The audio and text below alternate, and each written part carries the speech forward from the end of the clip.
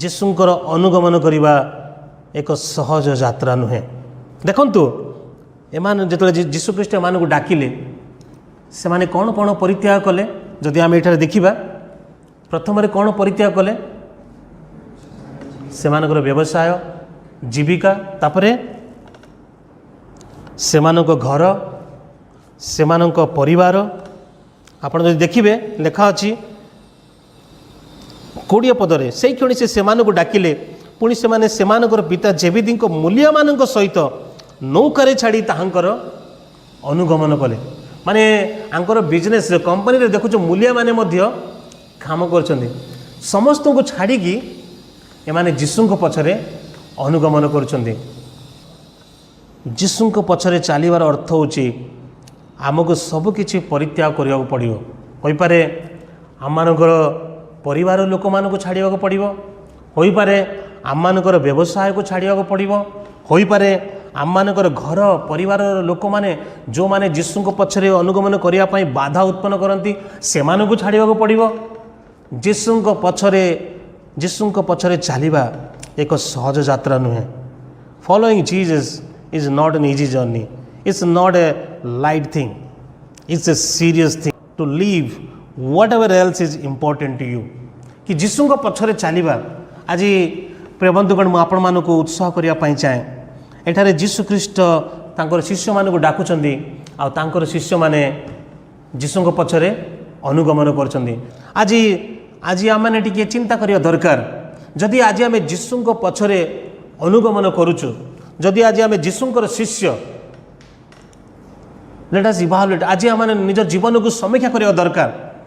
ଆଜି ଆମମାନଙ୍କର ଯେଉଁ ଯାତ୍ରାରେ ଖ୍ରୀଷ୍ଟିଆନ ଲାଇଫ୍ରେ, ଏ ଖ୍ରୀଷ୍ଟୀୟ ଜୀବନର ଯାତ୍ରାରେ କ'ଣ ଆମେ ଧରିକି ରଖିଛୁ?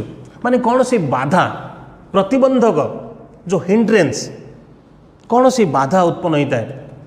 ଆଜି ଯଦି ଆମେ ଯୀଶୁଙ୍କ ପଛରେ ଯୀଶୁଙ୍କର ଅନୁଗମନ କରିପାରିନଥାଉ, କ'ଣ ପାଇଁ, କେଉଁ କାରଣ ପାଇଁ ଆଜି ଆମେ ଯୀଶୁଙ୍କର ଅନୁଗମନ କରିନଥାଉ? ଟିକେ ଚିନ୍ତା କରିବା ଦରକାର। ହୋଇପାରେ ଆପଣଙ୍କର ଧନ ହୋଇପାରେ ସଂସାର ପଛରେ ଆପଣ ଯାଉଥିବେ, ଏହି ସଂସାର ଆପଣଙ୍କ ଗୋଟେ ପ୍ରତିବନ୍ଧକ ହୋଇପାରେ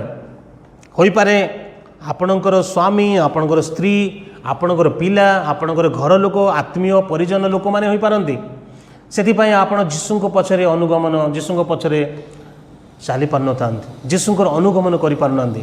ଲେଟ୍ ଅସ୍ ଇଭାଲୁଏଟ୍। ଆମର ଜୀବନକୁ ଆମେ ସମୀକ୍ଷା କରିବା ଦରକାର। why I am not able to follow Jesus? କ'ଣ ହୋଇପାରେ? ପାପ ହୋଇପାରେ। ଆପଣ ଆଜି ପାପରେ ପଡ଼ିଥିବେ, ସେଥିପାଇଁ ଆପଣ ଯୀଶୁଙ୍କର ଅନୁଗମନ କରିପାରୁନାହାନ୍ତି। ହୋଇପାରେ ଆପଣ ସମାଜର ମର୍ଯ୍ୟାଦା ପ୍ରତିଷ୍ଠାକୁ ଆପଣ ଚିନ୍ତା କରୁଛନ୍ତି, ମୁଁ ଯଦି ଯୀଶୁଙ୍କ ପଛରେ ଚାଲିବି ଲୋକେ କ'ଣ କହିବେ?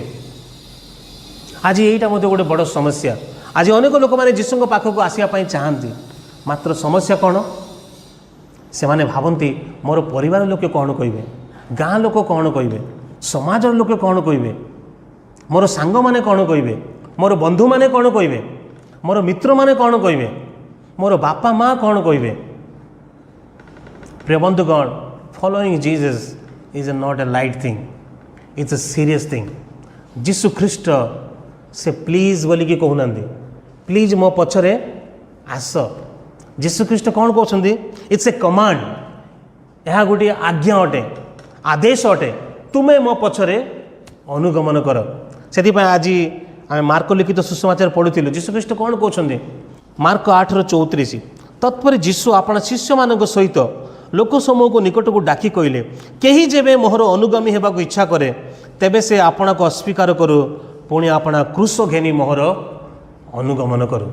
ମାନେ ଯୀଶୁଖ୍ରୀଷ୍ଟ ଏଠାରେ କହୁନାହାନ୍ତି କି ପ୍ଲିଜ୍ ଦୟାକରି ମୋ ପଛରେ ଆସ। ଯୀଶୁଖ୍ରୀଷ୍ଟ କହୁଛନ୍ତି ଯଦି ତୁମେ ମୋ ପଛରେ ଆସିବା ପାଇଁ ଚାହୁଁଛ, ତାହେଲେ କ'ଣ କରିବାର ଅଛି?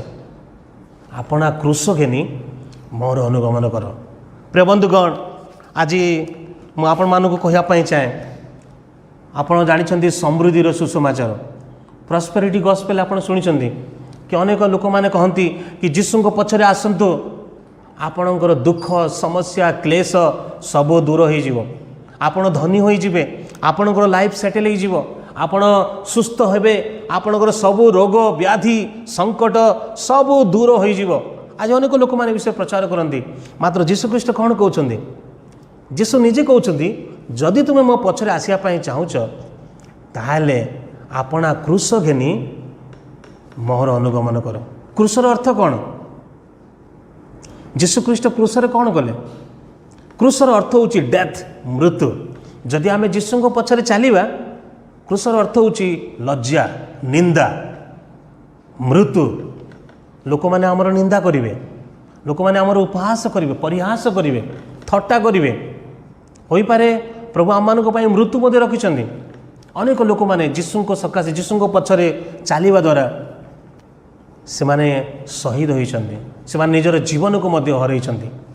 ପ୍ରିୟ ବନ୍ଧୁଗଣ, ଯୀଶୁଖ୍ରୀଷ୍ଟ କହୁଛନ୍ତି, ଯଦି ତୁମେ ମୋ ପଛରେ ଅନୁଗାମୀ ହେବା ପାଇଁ ଚାହୁଁଛ ଆପଣା କ୍ରୁଶ ଘେନି ମୋର ଅନୁଗମନ କର।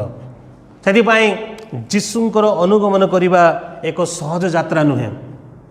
ଯୀଶୁଙ୍କର ପଛରେ ଚାଲିବା ଗୋଲାପ ଫୁଲର ସଜ୍ଜା ନୁହେଁ।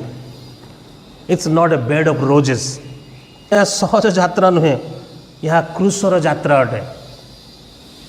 ଏହା ହାଇୱେ, ନ୍ୟାସନାଲ ହାଇୱେ ଭଳିଆ ରୋଡ଼ ନୁହେଁ ପ୍ରିୟ ବନ୍ଧୁଗଣ, ଏହା କ୍ରୁଶର ଯାତ୍ରା ଅଟେ। ଯଦି ଆମେ ଦେଖିବା ପ୍ରିୟ ବନ୍ଧୁଗଣ, ଏଇ ଯେଉଁ ଶିଷ୍ୟମାନେ, ଯଦି ଆମେ ଇତିହାସ ପଢ଼ିବା, ସିମୋନ, ଆନ୍ଦ୍ରିୟ, ଜାକୁବ ଆଉ ଜହନ, ସେମାନଙ୍କର ମୃତ୍ୟୁ କେମିତି ହେଇଥିଲା ଆପଣ ଜାଣନ୍ତି କି? ଏଇ ଯେଉଁ ଶିଷ୍ୟମାନେ, ଯେଉଁ ପ୍ରଥମ 4 ଶିଷ୍ୟକୁ ଯୀଶୁ ଡାକିଲେ, ସେମାନଙ୍କର ମୃତ୍ୟୁ କେମିତି ହେଲା? ପିତରଙ୍କର ମୃତ୍ୟୁ କେମିତି ହେଇଥିଲା? ପିତରଙ୍କ ମୃତ୍ୟୁ ମଧ୍ୟ କ୍ରୁଶରେ ପିତରଙ୍କୁ କ'ଣ କରିଥିଲେ? ପିତରଙ୍କୁ କ୍ରୁସିଫାଇଡ୍ ଅପସାଇଡ୍ ଡାଉନ୍, ତାଙ୍କୁ ଉଲ୍ଟା କ୍ରୁଶରେ ଟଙ୍ଗା ଯାଇଥିଲା। ଆନ୍ଦ୍ରିୟଙ୍କୁ ମଧ୍ୟ ଗ୍ରୀସରେ ଦେଶରେ ତାଙ୍କୁ ମଧ୍ୟ କ୍ରୁସିଫାଇଡ୍, କ୍ରୁଶରେ ଚଢ଼ା ଯାଇଥିଲା। ଜେମ୍ସ, ଜାକୁବ, ପ୍ରେରିତ ପୁସ୍ତକ ଲେଖା ଅଛି, ତାଙ୍କର ଗର୍ଦ୍ଦନ ମଧ୍ୟ ବେକ କଟା ଯାଇଥିଲା, ହତ୍ୟା କରାଯାଇଥିଲା। ଜହନ, ପ୍ରକାଶିତ ବାକ୍ୟରେ ଆମେ ଦେଖୁଛେ, ତାଙ୍କୁ ମଧ୍ୟ ଗୋଟେ ଏକ୍ସାଇଲ୍, ନିର୍ବାସନରେ ତାଙ୍କୁ ପଠାଯାଇଥିଲା। ପ୍ରିୟ ବନ୍ଧୁଗଣ, ଯୀଶୁଙ୍କ ପଛରେ ଚାଲିବା, ଯୀଶୁଙ୍କର ଅନୁଗମନ କରିବା ସହଜ ଯାତ୍ରା ନୁହେଁ।